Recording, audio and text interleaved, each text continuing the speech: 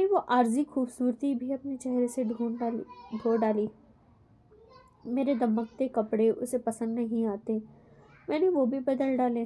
اس کی باتوں کا کیڑا میری ننھی منھی خوشیوں کو ہولے ہولے کھاتا رہا۔ وہ میری تعریف نہیں کرتا تھا، لیکن میرے سامنے آ کر غیر عورتوں کی تعریف ہی کرتا تھا۔ اس کی آنکھیں، ان کے بال، ان کے کپڑے، ان کا لائف سٹائل، میں نے سب کچھ خاموشی سے سنا، برداشت کیا۔ لیکن اس روز جب میری دونوں نندیں گھر آئی ہوئی تھی اپنے شوہروں کے ساتھ، تو میری نند کے شوہر نے کچن میں کھڑے ہو کر جو کچھ مجھے کہا، میرا دماغ گھوم گیا۔ اس نے مجھے کہا کہ حاشر کو تو میری قدر ہی نہیں، تم اس قدر خوبصورت ہو اور وہ باہر کی عورتوں میں خوبصورتی ڈھونڈتا پھرتا ہے۔ اور اس کی تعریف، اس کی نظریں مجھے سن کر گئی خالہ۔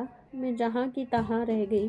بس میں نے اپنے سارے خواب لپیٹے اور انہیں دل کے نہا خانوں میں رکھ دیا۔ میں نے مہندی، کاجل، پرفیوم سب لگانا چھوڑ دیا۔ پتہ ہے کیوں؟ کوئی مجھے دیکھ کر تعریف کر دے اور میرا دل اپنے شوہر سے پھر جائے۔ اس لیے میں نے غیر مرد کی اسیر ہو جاؤں، اپنے شوہر اپنے بچوں سے بے وفائی کروں۔ اس لیے میں نے مائی کا چولا پہن لیا، ہار سنگار چھوڑ دیا، کوئی مجھ پر غلط نظر نہ ڈالے، اس لیے میرا دل کسی کی تعریف پر نہ کھینچے، اس لیے مجھے فخر ہے لوگ میرے حلیے سے بھی مجھے مائی کام کرنے والے سمجھتے ہیں، بری نظر نہیں ڈالتے۔ میں نے خود کو بچا لیا ہے، ورنہ یہ حسن اور اس کی آرائش مجھے لے ڈوبتی۔ خالہ، تعریف جو مجھے میرے شوہر سے نہیں ملی، کہیں اور سے ملتی تو میرے لیے جہنم کی آگ بن جاتی۔ میرے بے رنگ ہاتھ، سونی کلائی، خالی آنکھیں میرے لیے جنت ہیں۔ بس اتنا کہنا ہے کہ مائی جب خوبصورت بیٹیوں کو جنم دیتی ہیں تو انہیں شہزادیوں کی آس مت دلایا کریں، محلوں کے خواب مت دکھایا کریں کہ محلوں کی اونچی فصیلوں کے اس پار سب کچھ مر جایا کرتا ہے، نہ شہزادی بچتی ہے نہ خواب۔ وہ چپ ہوئی تو رفعت خالہ کو اس کے اندر کا سناٹا گونجتا محسوس ہوا۔ لیکن حاشر تم سے محبت کی تھی، حاشر نے، ارسل نے بتایا تھا مجھے، رفعت خالہ نے کہا تو اس نے بھیگی پلکیں اٹھا کر پل پل کے انہیں دیکھا۔ یہ کیسی محبت تھی خالہ جس نے میرے اندر سے روح ہی کھینچ لی۔ کھیر پیالے میں جو کی تو پڑی تھی، ٹھنڈی کھیر اسے پسند نہیں تھی۔ وہ اٹھ کھڑی ہوئی، جوتے کی نوک سے کچا فرش ادھیڑ گئی۔ میں نے خالہ آپ کے سامنے اپنی ذات کے بکھے ادھیڑ دیے، کسی اور کو میری چاک پیراہن کا پتہ نہ چلے، ورنہ میں لیئر لیئر ہو جاؤں گی۔ خالہ نے اس بات میں سر ہلایا، آنکھوں میں یقین دہانی دی، مڑی اور بیرونی دروازے کی طرف بڑھی۔ مانوس جوتوں سے نظر اوپر اٹھی تو اٹھتی رہ گئی۔ حاشر اور ارسل کھڑے تھے اور جانے کب سے آج وہ بے بھرم ہو گئی تھی اس شخص کے سامنے جسے اس کی ماں نے اس کے لیے چنا تھا، اپنی شہزادی بیٹی کے لیے، جو اسے محل میں رکھتا اور شہزادیوں کی طرح عیش کرواتا۔ شہزادے نے اسے محل میں بھی رکھا تھا، عیش بھی کروائے تھے، لیکن اس کی روح کے اوپر رکھ کر اس کا ایک ایک خواب کھچی کھچی کر کے۔ شہزادی کی آنکھ میں تعصب تھا، دکھ تھا، شرمندگی تھی۔ اس نے اپنے دائیں جیب سے والیٹ نکالا، کھولا، کچھ نامعلوم سا ڈھونڈا، پیشانی عرق آلود تھی، پھر واپس رکھ دیا۔ شہزادیوں کی مائیں محل اور عیش کے ساتھ ساتھ اپنی بیٹیوں کے لیے سکھ بھی مانگ لیا کریں تو کوئی شہزادی پتھر کی نہ ہو، اور شہزادے بھی اگر ماؤں کے ناجائز مطالبات اپنے والیٹ میں نہ ڈالتے پھریں، کوئی خالی دامن کو تعصب سے نہ بھرنا پڑے۔ اونچی فصیلوں کے پیچھے زندگی خلخاریاں مارے ناک کے سناٹے۔ وہ جو جانتی تھی حاشر سب جان گیا ہے، اپنے عمل پر شرمندہ بھی ہے، اور آج وہ یقیناً معافی تلافی کرے گا اپنے رویے پر۔ اماں کی تھمائی پوٹلی کہیں دریا برد کر دے گا، اس کے لیئر لیئر وجود کو محبت کے دھاگے سے رفو کرنے کی کوشش بھی کرے گا، لیکن روحوں میں کب پیوند لگتا ہے۔ امید کرتی ہوں کہ آپ سب کو یہ ناول پسند آیا ہوگا۔ اس کے لیے لائک، شیئر اینڈ سبسکرائب کرنا، کمنٹ کرنا مت بھولیے گا۔